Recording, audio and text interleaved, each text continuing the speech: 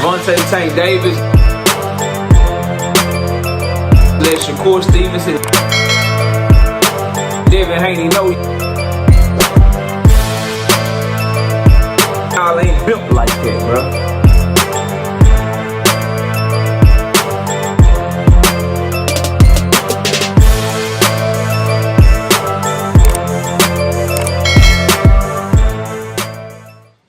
Why doesn't Eddie Hearn promote Shakur Stevenson the way that he promotes Jaron Boots Ennis?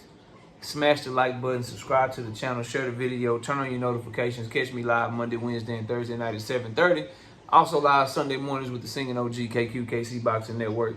Sunday mornings 9 a.m. Central Standard Time. Join the channel as a member. Drop super chats and super thanks when you come by the live streams and the videos that we do. And if you want to debate, knockoutboxing86@yahoo.com is the email. Let's get it cracking. So, Eddie Hearn is promoting the shit out of Jaron Boots Ennis right now. And he's doing the opposite for Shakur Stevenson. And I couldn't help but do this video because I want to point out again as to why Shakur Stevenson, A, should have never signed the Matchroom in the first place, and B, needs to get the fuck away from Eddie Hearn as quick as he possibly can. When you look at the differences between the way that Eddie Hearn is choosing to move around Jaron Boots Ennis compared to Shakur Stevenson, you could tell he feels like he has a future star in the making in Jaron Boots Ennis, and that Shakur Stevenson is just somebody he wants to try to make money off of. Number one, Jaron Boots Ennis gets fights in his hometown. He gets fights near his hometown that are going to build his brand up. They got him in his hometown when he fought Karen and when he fought Evanescence, I believe. And then they put him in Atlantic City for this standing on this fight. So, and Eddie Hearn and Matchroom actually made it Matchroom events where they were putting money up for the fight. They actually got DAZN to put money up for the fight. So his plan from jump was to take Jaron Boots Ennis and try to build him into a star and actually put him in the market where Jaron Boots Ennis can build his name off of. When you look at the type of deal he got for Shakur Stevenson, he signed Shakur Stevenson and he didn't want DAZN to invest any money in him. He didn't want DAZN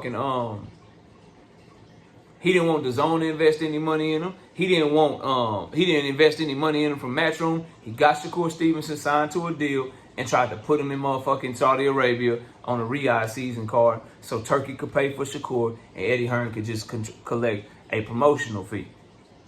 Then when Shakur Stevenson has issues, right, with Turkey Al-Sheikh, he doesn't even take up for Shakur Stevenson at all. Doesn't take up for him, bro. He's making excuses for Turkey lowballing his fighter.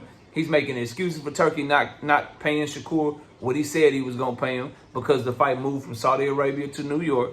But when Jaron Boots Ennis has a discrepancy with Turkey and it's the Virgil Ortiz situation, he takes up for Boots like crazy. Oh, he just wants to unify. He wants to be great at 147. We got to go out and we got to do everything we can to get him the unification fight that he wants. And then he goes out there and he gets it for him, bro. He goes out there and he gets it done for him after defending him and shit. He won't even defend Shakur Stevenson. And now he's not saying shit about Shakur Stevenson and Williams Zepeda other than I'm going to just go to DAZN and see if DAZN will put the money up for Shakur Stevenson and Williams Zepeda. And he let they shit go to purse bid. He did everything he could to have Boots Ennis not fight Karen and get a big time unification fight that he wanted. He's letting Shakur Stevenson go to purse bid and trying to get DAZN to put money up for the fight because he never intended to put money up for Shakur Stevenson to fight his damn self, bro. He's literally actually investing in, the difference is, in case you don't know, he's investing in Jaron Boots Ennis. He's not investing in Shakur Stevenson. The first time he put any money up for Shakur Stevenson will be this fight with Williams Zepeda if he's able to get the fight done through Matchroom. If not, he gonna let that shit go to purse bid. And then we'll have another test of whether or not Eddie Hearn really fucking with Shakur Stevenson, because he lost the purse bid to Karen and Karen's promoters, and he did everything he could to make that right and negotiate and get them to come to Philly. Even though he fucked up and lost the purse bid, which was stupid and dumb and malpractice of a promoter, because I tell y'all, Eddie ain't a good promoter. I'm just letting y'all know the difference of, at least he try to be good with Jaron Boots Ennis, even though he still fuck up. He not even trying with Shakur, bro. Shakur need to get the fuck away from him as soon as possible. And if his fans won't say it, I'm going to say it for him, dog. Eddie is fucking him over. Straight up. But when they lost the purse bid to Eddie, when they lost the purse bid to Karen's promoters, Eddie went and negotiated with Karen's promoters to do whatever he had to do to make sure Boots didn't have to go to Germany, and they bought Karen to Philly. Now, first of all, did Eddie Hearn learn from his lesson? Will he make sure he wins the purse bid for Shakur Stevenson? That would be a good sign that he fucking with Shakur, but I don't think he will. And if he loses the purse bid to Shakur Stevenson, will he try to negotiate with whoever he loses the purse bid to make sure that the fight is over on Matchroom? I doubt it. I highly doubt that he will be willing to do that.